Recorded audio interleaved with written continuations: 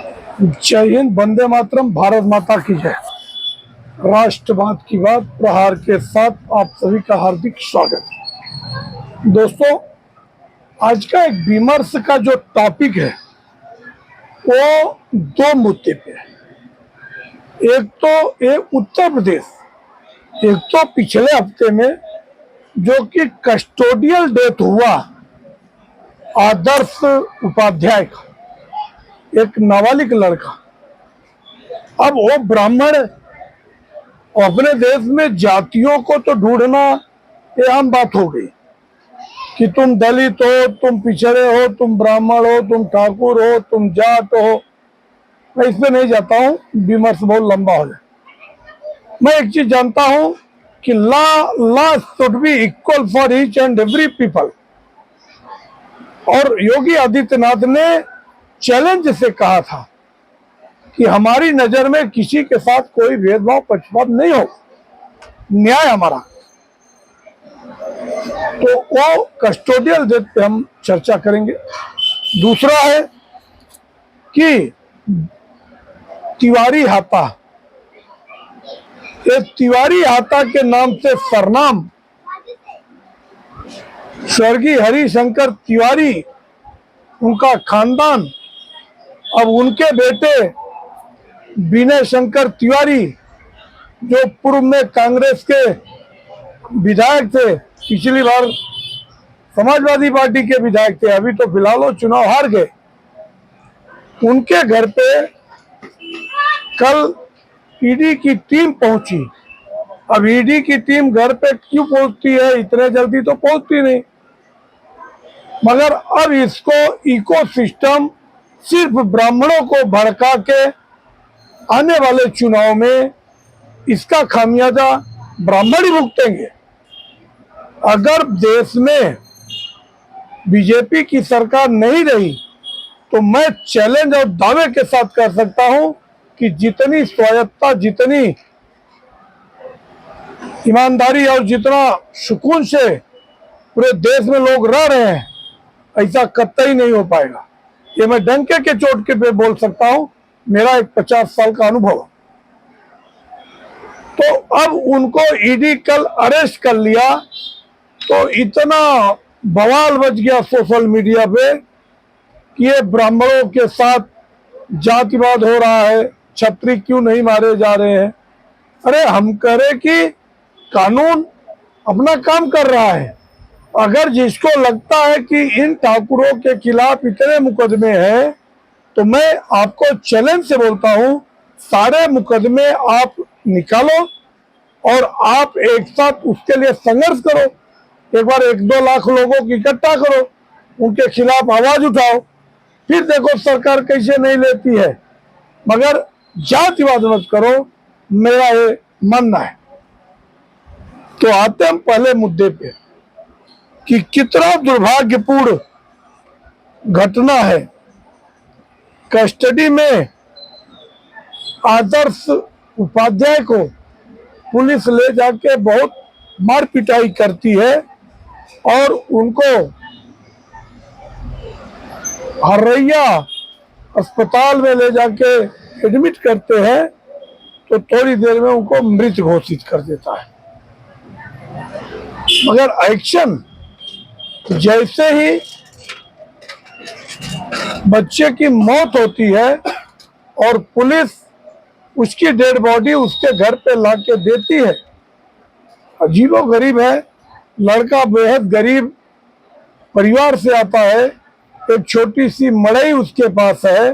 अब न जाने कौन सा गुनाह अपराध उसने किया था, इतना तो डिटेल हमको पता नहीं चला। तो हमारे एक मित्र कह रहे थे कि आप रहे हो आदर्श उपाध्याय के लिए कौन सा वीडियो बनाया, तो मैं बोला अभी मैं एक वीडियो उनके लिए बना देता हूं कि हर जुर्म जोर जुर्म के टक्कर में संघर्ष हमारा नारा है, ये हमारी सोच है। अब जैसे ही ऐसी घटना हुई, उनके जब परिजनों ने ले जाके बच्चे को, जब देखा खून गिर रहा था मुंह से, बच्चे को ले जाके अरैया में CHS हॉस्पिटल में एडमिट करते हैं, क्या थोड़ी देर में उन्होंने उसको जिला अस्पताल के लिए रेफर करता है, मगर बीच रास्ते में ही आदर्श उपाध्याय अपना दम तोड़ देते हैं। अब जैसे ही डेड बॉडी लेके आते हैं, पोस्टमार्टम होती है, उनके परिजन डेड बॉडी लेने के लिए तैयार नहीं होते। अब उनके साथ संघर्ष, रास्ते पे उतरते कौन है? वही भारतीय जनता पार्टी के कार्यकर्ता। और दूसरी बात कि जैसे ये घटना हुई, वहां के स्थानिक विधायक हरैया के अजय सिंह उनके परिजनों के घर जाते हैं, और दूसरी तरफ जब पब्लिक आंदोलन करती है, प्रदर्शन करती है, तुरंत वहां के एसपी एक्शन में आते हैं और एचएसओ को लाइन हाजिर करते हैं। जबकि एचएसओ जो है जितेंद्र सिंह को लाइन हाजिर करते हैं और एसआई अजय गौड़ और सिपाही शिवम सिंह को निलंबित कर जांच की कमेटी बना देते हैं। अगर त्वरित 24 घंटे में ये सारे एक्शन हो रहे हैं, इसमें मुझे नहीं लगता है कि ब्राह्मणों को इतना निराश होने की जरूरत नहीं है, इतना क्रोध में आने की जरूरत नहीं है। अगर सरकार प्रशासन काम नहीं करती, किसी प्रकार का इसमें जाति रंग दिया जाता, तो आप कुछ भी कहते जायज है। मगर पुलिस प्रशासन खुद मुस्तैद है कि आनन फानन में वहां के एचएसओ को तुरंत लाइन हाजिर किया जाता है। दो पुलिस वाले, जो कि दो ठाकुर हैं। अब यहाँ पे आप एंगल लाओगे ब्राह्मण ठाकुर का, तो ठाकुर को क्यों करते? ठाकुर को निर्देश दे देते योगी आदित्यनाथ कि ठाकुर चाहे किसी की बहन बेटियों का इज्जत ले ले, चाहे ठाकुर किसी का घर जला दे, चाहे ठाकुर किसी का छीन ले। अरे ऐसा नैरेटिव एक बार और भी लोगों ने सेट करने की कोशिश की थी, जब चुनाव से पहले विकास दुबे का इनकाउंटर हुआ था, और उस समय उसके बाद विजय मिश्रा जेल में गए। विजय मिश्रा जेल में गए, अब उनकी खुद की रिश्तेदार की बेटी के साथ कैसा गलत किया, जुर्म जाति किया, सबको मालूम है। उनका बेटे के ऊपर भी FIR है, और वो रिश्तेदार की जमीन कब्जाए हुए है। हम तो विजय मिश्रा के बेहद करीबी है, ज्यादा दूर के नहीं है। मगर ब्राह्मण समाज, ये डफली बजाने वाले ब्राह्मण समाज कतई ब्राह्मण समाज के नहीं हो सकते। ब्राह्मण समाज का मतलब है न्याय, त्याग, बलिदान। गलत के खिलाफ आवाज उठाओ, सही का साथ दो, किसी के भड़काए में मत आओ। यही मायावती क्या कहती थी ब्राह्मणों के लिए? तिलक तराजू और तलवार, इनको मारो जूते चार। मगर ये सब भुलक्कर ब्राह्मण कभी भूल जाते हैं वापस उसी मायावती या अखिलेश को। अखिलेश क्या किए थे? कोई जग जाहिर है। आज की जो सरकार है, निष्पक्ष, पारदर्शी, समवेशी निर्णय दे रही है।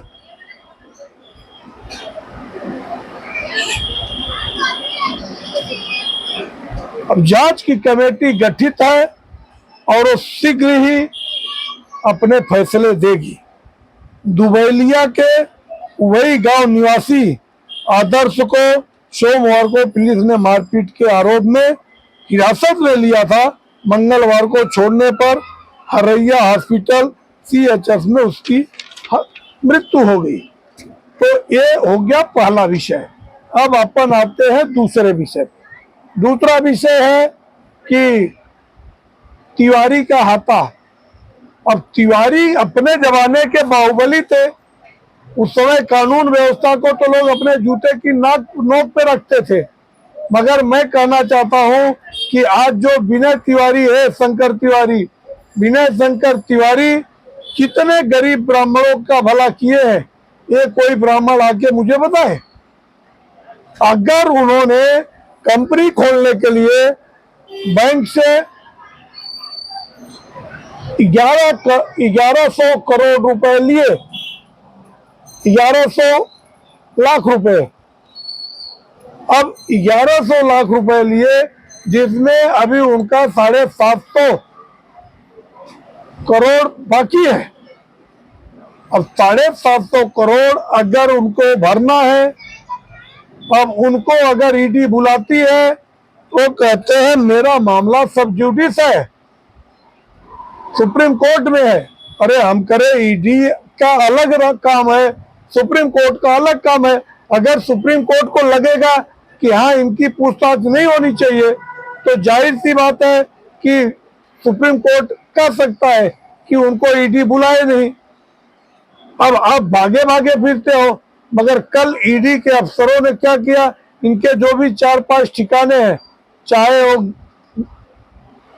नोएडा हो, चाहे मुंबई हो, चाहे गोरखपुर हो, सब जगह एक साथ बड़े पैमाने पे ईडी की रेड पड़ी और ये वहां पे अपने फार्म हाउस में पकड़े गए तो इनसे 3 घंटे पूछताछ हुई। अब ये संतोषजनक जगह रिप्लाई नहीं दे रहे थे, गोल मोल घुमा रहे थे, क्योंकि ये पॉलिटिशियन है ना। अपने देश में पॉलिटिशियन का अलग कानून है और आम आदमी के लिए अलग कानून है। और आम आदमी ऐसा मूर्ख है, ऐसे पॉलिटिशियन के लिए रास्ते में उतर जाता है। जैसे शरद पवार को जब अरेस्ट करने गई थी पुलिस, तो शरद पवार के जितने कार्यकर्ता है वो घेर लिए, हम नहीं जाने देंगे।